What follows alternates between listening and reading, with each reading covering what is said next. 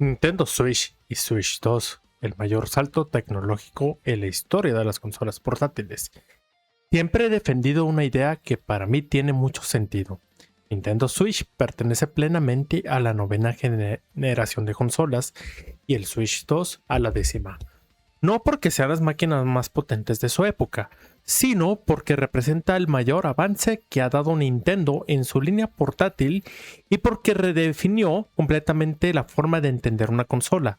Cuando analizamos una generación, solemos fijarnos únicamente en los gráficos, pero la historia demuestra que las generaciones también las definen las ideas que cambian la industria, y pocas ideas han sido tan influyentes como las consolas híbridas. Y Nintendo siempre tuvo dos generaciones paralelas.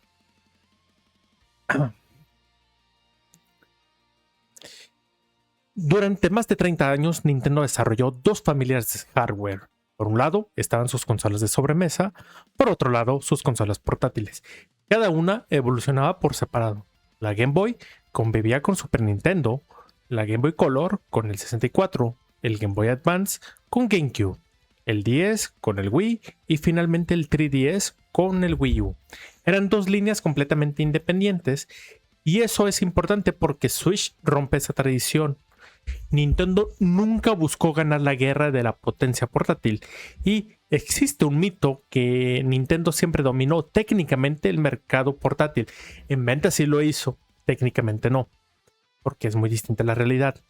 El Game Boy era menos potente que Game Gear y Atari Lynx. El 10 era menos potente que el PSP. Nintendo 3DS era inferior técnicamente a PlayStation Vita. Sony ofrecía mejores especificaciones, más memoria, más potencia gráfica, mayor resolución. Sin embargo, Nintendo triunfó gracias a su catálogo, diseño y forma de entender el juego portátil.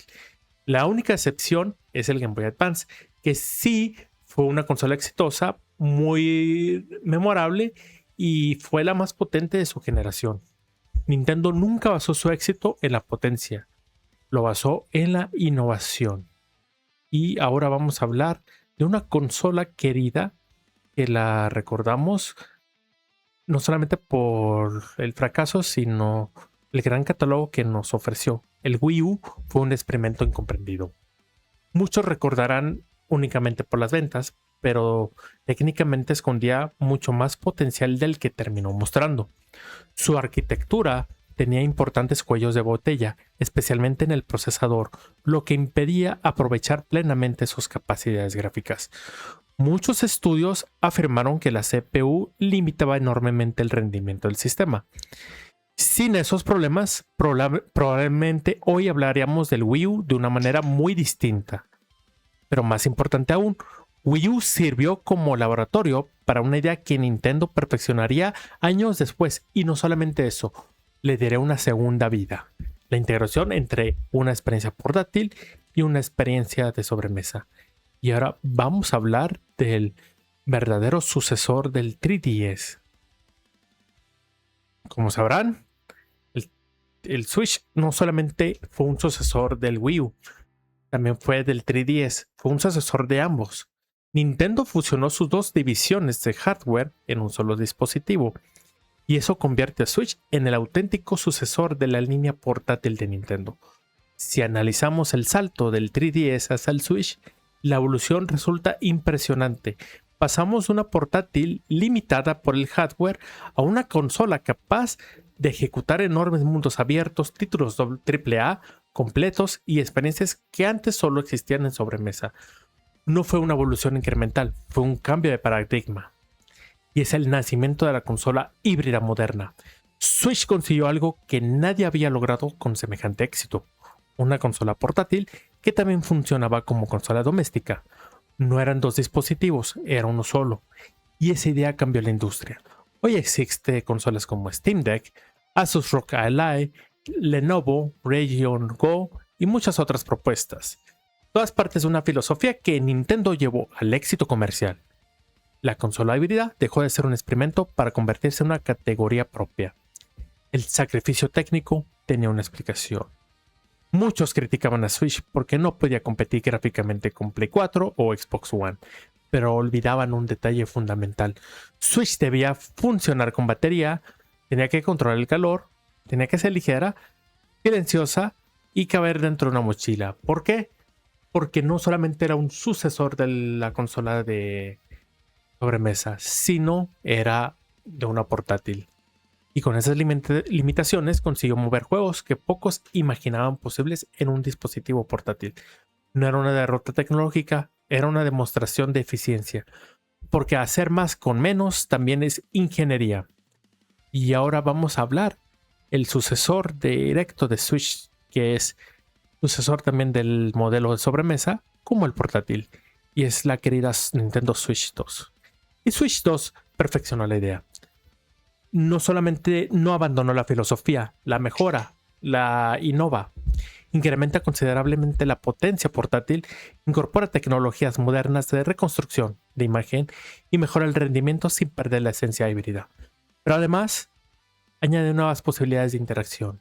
El modo mouse convierte cada control en un dispositivo de precisión. Esto abre la puerta a juegos de estrategia, simuladores, aventuras gráficas, shooters con controles más precisos e incluso puede ser utilizado como una herramienta creativa. No es simplemente una mejora gráfica, es otra forma de ampliar las posibilidades de una consola híbrida. Nintendo vuelve a innovar de una manera de jugar. ¿Cómo se tiene que medir las generaciones? Si una generación se definiera únicamente por potencia, una PC moderna pertenecía a todas las generaciones al mismo tiempo.